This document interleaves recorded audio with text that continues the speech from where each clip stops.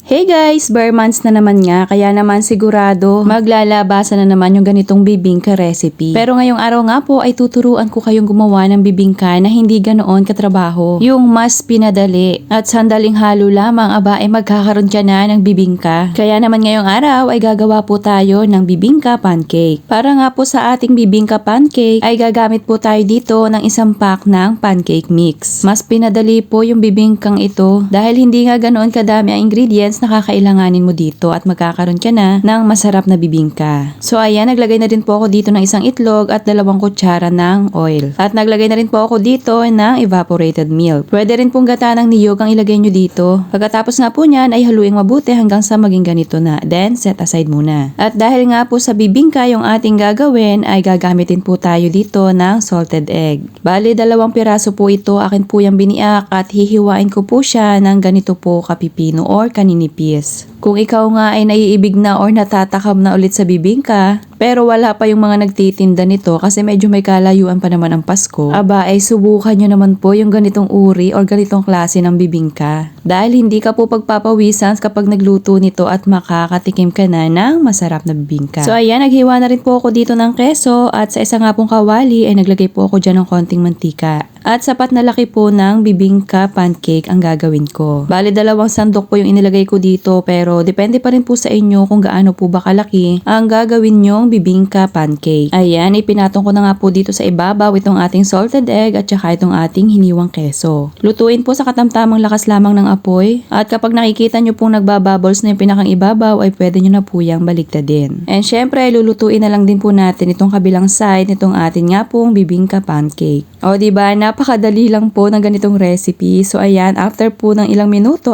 meron na tayong isa. At paulit-ulit nyo lamang po yung gagawin hanggang sa maubos po ninyo yung ating pancake mixture. O diba, napakadali lang nito mga mi. Kaya naman subukan nyo na rin ito at talaga naman magkakaroon kayo ng masarap na merienda. So ayan, naluto na po itong ating second batch. Bali sa ganun po kadaming recipe ay nakagawa po ako ng 4 na piraso na ganito po kalalaking pancake bibingka.